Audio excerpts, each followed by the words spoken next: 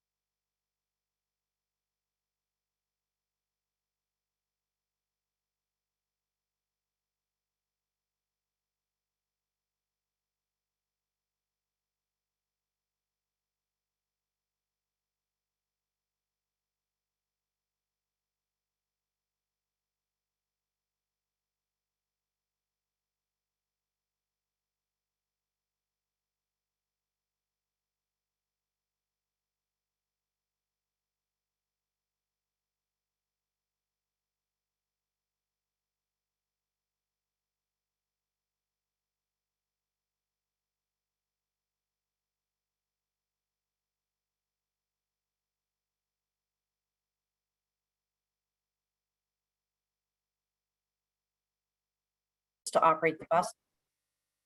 to operate the bus bridge resulted in unreliable service along our light rail line for customers, even with the much appreciated mutual aid assistance we received from our sister Bay Area transit agencies. But this too was not sustainable and a strain on their gracious resources. And both light rail and substitute bus service were suspended until further notice. So as we near our 7th week of the light rail service shutdown, we wanted to make sure the board and the public have a better understanding of what our plan is to bring back the employees who work at Guadalupe and to bring light rail back for our riding public. And I know last week there was a lot of press coverage and that about bringing back the light rail service towards the end of July. We wanted to go over that schedule today and the activities that we're doing and provide an update to the board. So I'm going to introduce Robert Daniels. He's been with VTA for 25 years, working in operations at both the light rail and bus divisions and for our special event service efforts. He's worked across the organization with many departments, and for this reason, he was tapped to be the project manager for this critical effort to resume light rail. And Robert's done a great job in moving forward in just really getting all the questions out on the table, organizing what decisions need to be made and what order do they need to be made and how we move forward. So this isn't just an effort that gets the rail service up and running immediately, but also over the next few months back to the levels that we want over the fall. So Robert, I'm going to turn this over to you. Thank you. Thank you, Carolyn, and good afternoon to our board members. So I'm pleased to share that VTA has developed a plan to resume light rail service and is moving through the phases to achieve this goal as soon, as safely, and as compassionately as possible. So you can see the slide we have up. Shows there are 6 phases to reopening and beyond. You also notice that we are currently already in phase 2. There are 2 critical elements to this operation, the infrastructure side and the people side. The timeline features separate but parallel tracks. However, both must achieve a goal in each phase in order to advance to the next. For example, we can't bring staff back unless we have a new location for them to work. We cannot operate trains until we have completed inspections. So each phase has a milestone that needs to be completed so we can move to the next phase. In general, each phase involves bringing various work groups back to the Guadalupe Light Rail Yard. All phases require proper onboarding of employees and evaluating the readiness of staff to return to work. This process will be the initial steps prior to full-time work responsibilities and schedules. So in other words, we will not bring people back Monday and say, you're starting to operate a train on this schedule on Monday. There'll be soft rollouts. Employees will be informed of any changes such as interim work locations, new processes or procedures, and any security measures that have been put in place. So there'll be an orientation and general back to work meeting. There will be training involved and a soft opening of work locations before actual work assignments resume. These soft openings will be tailored for each individual work group. For example, Waypower and Signal staff will be moving to their immediate location. They will have time to check out that their vehicles are properly set up again, that they have the tools they need at this work location, and request any additional items they may need before they start actual inspections. Light rail operators will have an opportunity to operate in non-revenue service without passengers before they're required to do any safety-sensitive work. This phased plan aligns with our collective priority to put our people first while reaching our collective goal to provide much-needed transit services for our community. So I'd like to take a little bit of time to say where we've been, where we're at, and where we're going to. So phase 1, which has been completed since June 30th, was started mid-June. This phase was more of a triage phase to identify what would be needed to return to service, what locations had to be rebuilt or remodeled. It was determined that we could not return to building B, and that is all of the Waypower and Signal staff. Due to the incident, parts of the 3rd floor of building A are difficult to return to and need to be remodeled or rebuilt. So in this phase, we had to have staff retrieve items, work items, personal items, and we facilitated that by having support groups there for them, grief counselors, union members, HR people to help them with that. Staff began outreach with employees for essential for phase 1, including Waypower and Signal, OCC staff as well. This contact was made face-to-face by video, in some cases, just standing in the parking lot, talking to staff and taking notes. These were collaborations with the unions. So also in this phase, work groups were identified for worksite relocation while certain work areas undergo remodeling. There are 3 types of relocations that must take place. So if you look at the slide, and I'll work my way backwards, you'll see permanent location. Well, this is our end result, phase 6 beyond. It's the remodeled or rebuilt Building B and Building A. A simple remodel, 9 months of construction design, 9 months of construction, the permitting, all the lead time, that could take 3 years. If we are able to do a rebuild and build a facility that'll meet our needs going down the road and for the future and for the public, now you're talking about 3 to 5 years. So that means we need an interim location that can handle full staff, not just a limited amount of staff we have now, but a full staff for the next 3 to 5 years. It takes time to set up an interim location. So we have to have an immediate location for staff who are ready to return right now to get to work right now. This location will be a location that they will be at for 90 days to up to 6 months, depending how long it takes to have the interim location completed. So in that first phase, we also identified what would be the possible locations for an interim location. Guadalupe does not have much room in it. There's no room to actually add any additional space at Guadalupe. We looked at other properties VTA had and lease options. So we're now into phase 2. You'll notice there are no dates on here, this timelines, because this whole thing is predicated on people. And we lost people, and we have people that are still grieving. We expect the majority of people to come back, and they do want to come back to work, and it's important that they come back to work as quickly as possible. It's who they identify who they are. I'm a transportation superintendent. I need to be doing that work. I'm a light rail operator. I need to be doing that work. So they need to know have a sense of normalcy in their return to work, and that's what we need to provide. So this step is very critical, and we have to handle it carefully. So it'll be given as much time as needed to complete. So in this phase, which we're anticipating to take up to 21 days to accomplish, we need to identify our critical staff that are needed for reopening. We've identified third-party government resources who have areas of expertise in similar tragic events to provide services, consultation, continued wellness, and safety programs for employees. Unfortunately, these kind of events have happened way too many times, and there is resources that can give you detailed step-by-step plans. As I near the end of this update, I will turn it over to Elizabeth Jesperson from Organization Development Training, who can provide more details on this effort, as I've been working closely with her. Thank you, Rob. Yes. On the infrastructure side, we mostly completed the move to immediate locations. This is where we're at right now in phase 2. So this is the repurposing of buildings at Guadalupe, identification of other buildings at Cerrone. We realize that these locations are not sufficient for the growth and needed staffing and personnel and equipment for light rail to go forward and to be successful in the future. So they're only temporary. We continue to work on the interim location. Lease negotiation and preliminary design of the interim location are going on during this phase. We're determining the readiness to complete safety inspections required before operating trains. This is to get us next phase, phase 3. Early planning has started. However, the schedule and timeline is waiting on initial employees to be ready to perform the inspections, the actual inspection work. That's why this phase is very important, because it is the onboarding phase where we determine how employees come back and their readiness.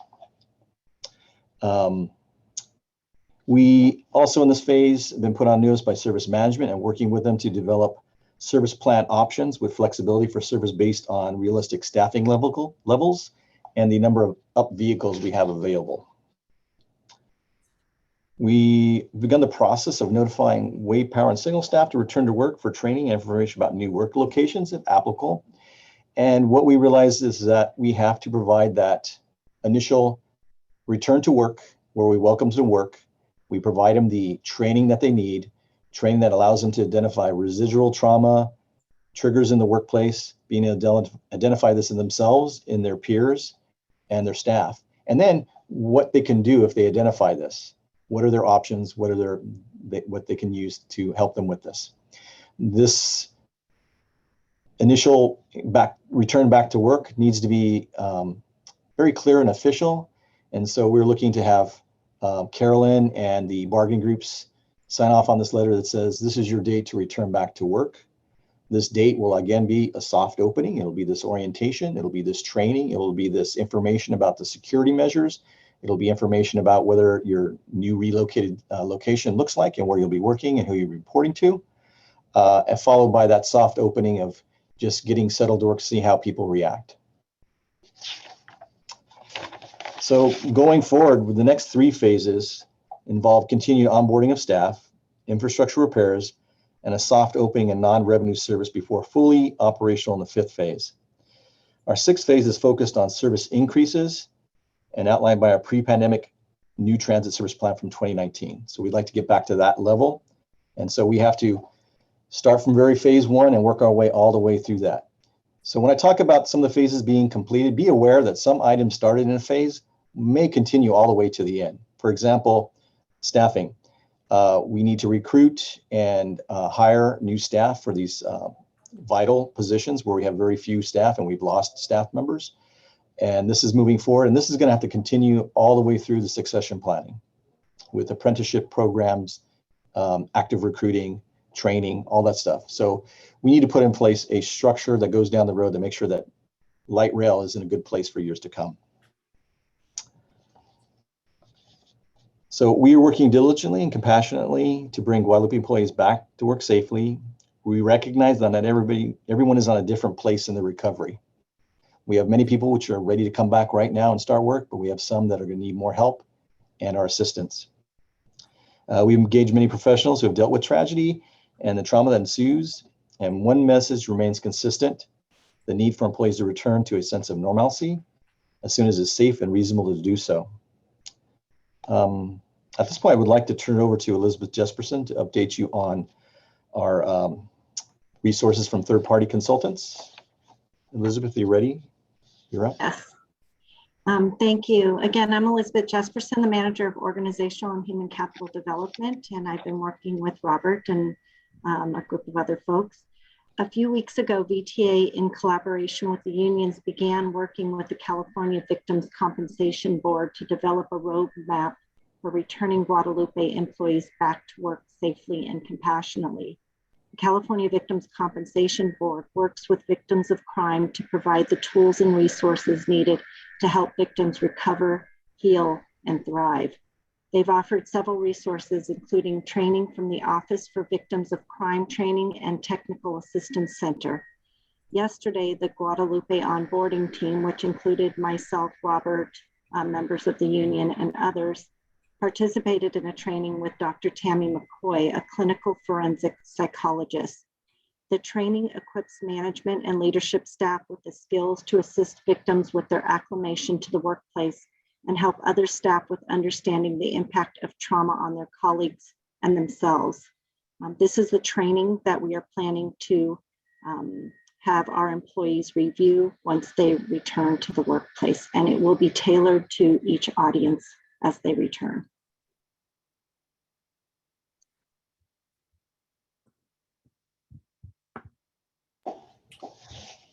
Okay, Robert or Elizabeth, is there anything else that you guys have to present?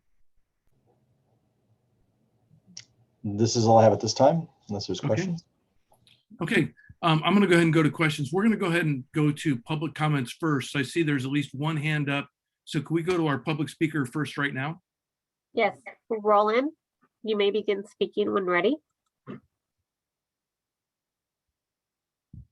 Thank you, Mr. Chair. So the first comment I want to make, and I'm going to be really blunt, is that the reason we are in the current predicament is that we didn't have a backup facility anywhere in the light rail system. How we ever got there, I have got no idea. Moving forward, I think it's essential that from day one, we plan on eventually turning whatever the interim facility will be into a permanent backup facility. Otherwise, next time around, we're going to be in the same predicament.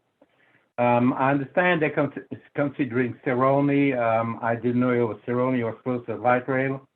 I think we need to consider using the abandoned Almaden line as an interim site, at least for storage, and potentially looking forward towards whatever maintenance light rail trains need.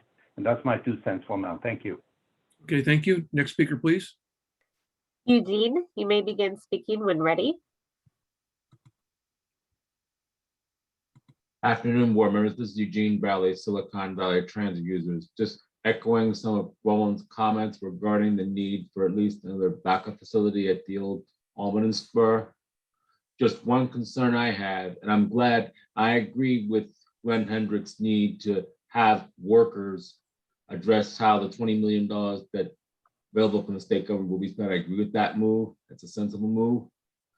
The other half of the compassion that's needed here is the ridership, though. Even though you had shuttle buses serving for the first 4 days, I understand that those agencies could no longer serve because they had their own limitations. AC Transit's already gone on record saying they're still ready to help as needed. So are there any plans to use, what plans is a good idea to use some of the CARES Act funding you have, over $120 million, to at least have AC Transit bring buses back at least once an hour to serve those that are affected by this? Please consider that in addition to helping. Next, Thank you. Yeah. Next speaker. Blair, you may begin speaking when ready. All right, thank you. What I don't finish here today, I'll be sure to email it to yourselves. I hope this could be of good immediate help and continuity in the efforts of what can be positive community ideas for the VTA at this time. Almost all other light rail stops have a VTA bus transit line next to it. Almost the entire First Street line light rail corridor from Tasman to downtown SJ does not. So I've been offering for over a month now. I feel it's important we can still offer a 2 to 3 week temporary VTA bus bridge for this area. Tasman to downtown San Jose once an hour from 6 a.m. to 8 p.m. The route itself could take about a half hour. Could use VTA drivers and they would have plenty of rest time between endpoints. 2 drivers each day, each way at 7-hour shifts could be 4 drivers a day. This would be about 6 to 8 drivers a day as needed with on-call drivers. I hope private coach service ideas for the First Street corridor may not be threatening to the ATU at this time as a month ago, as it actually is. Thank you. And the next speaker, please. Sean, you may begin speaking when ready.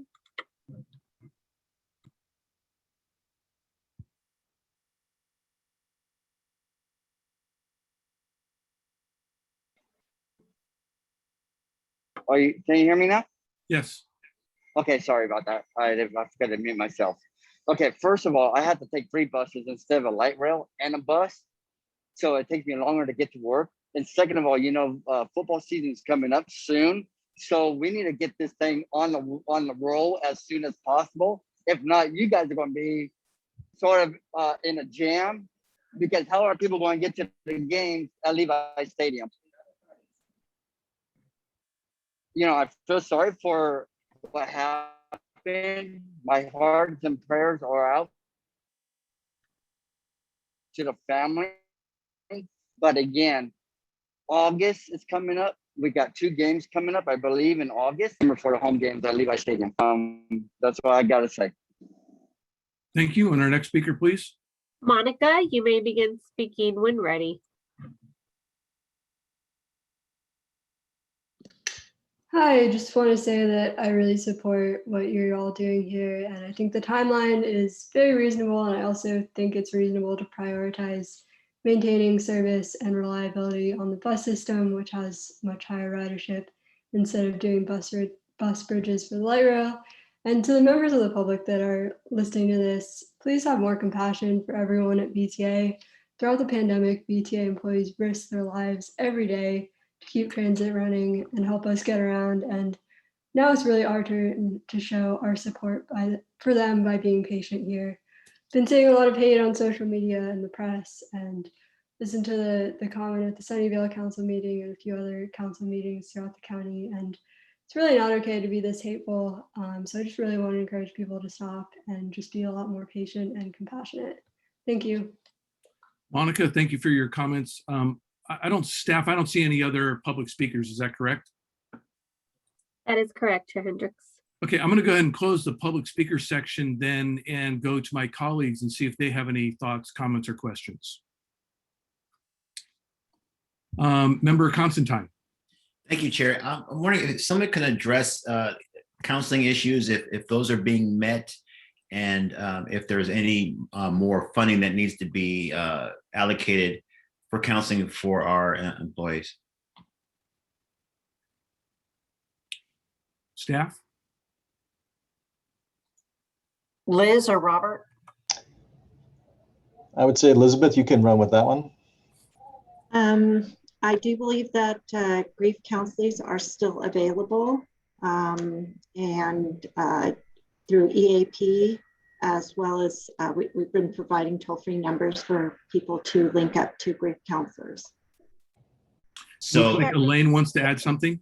Chair, yes, this is Elaine. Sylvester Fadal is on the call. He would be able to provide more information on that.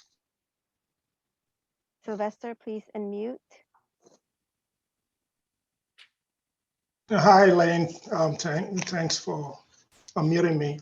Grief counseling hasn't changed. The provision of those services still is available through the EAP, which is the Employee Assistance Program. We continue to customize services based on demand. So if we have a specific employee group that needs an in-person counseling, we can always arrange that. And we continue to send information to employees at home, both through email and hard copy information that is mailed out to employees. So we have a variety of options here. So when employees do need any sort of counseling, there are quite a variety of opportunities for us to provide those needs and meet them.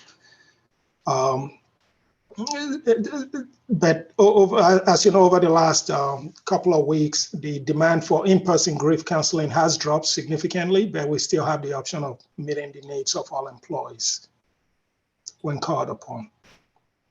Okay, Sylvester, thank you. And Robert, you've got your hand up. Yes, I did want to note that when looking at the interim location and talking with frontline staff, one of the things we wanted to incorporate in that space is a resiliency center. This is a place for employees that have had this training, that's a safe place for them, where they can kind of gather together like a pre-meeting before they start their shift and just kind of touch bases and see how they're doing before they actually start work. So that's like an ongoing, process we're going to need for some years to come. Okay, and my final question is, has the staff that have to work in these facilities, have they been, have their opinions been also put into this timeline, and have their opinions and desires also been taken into account? Robert, do you want to talk a little bit about some of the meetings you had early on and meeting with the various different groups, work classifications, and the different various groups of employees? Yes, I've had some real difficult conversations, some face-to-face conversations. I will tell you that all the members of the bargaining groups, they want to move forward with reopening, and they know the steps that need to be taken to move forward with that. In weighing these timelines and these dates, I'm talking to frontline staff and supervision and getting their input on, how quickly we can do these certain things. But there's changes to be done moving forward that staff has brought up, and those things will be addressed by other groups as we move forward. But we are talking to them, and we'll continue to talk to them. Thank you, Chair.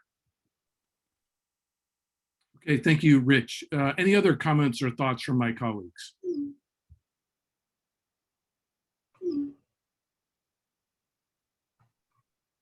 Okay, I'm not seeing any. I think that, my comment is, I understand why staff is showing this as sequences and ranges of time that it's going to take. I know everybody is really interested in when we get to phase 5 and phase 6 and being able to identify a date that goes with that. And I know as you guys go through the process and get closer, and when you're ready to be able to make that announcement, I think we're all going to eagerly be awaiting that. But I think we understand the process of what you're going through, and I continue to support what we're doing to try and make sure we're taking into account employees, and to Rich's comments, to make sure that the various working groups that are having to do this stuff are being involved in the process to develop this, and I know they are. So thank you very much. One last call for any thoughts or comments or questions from the rest of my colleagues. I'm not seeing any. This is an information item, so we don't need a motion. I'm going to move on to the next item, announcements. Or does anyone have any announcements they would like to make?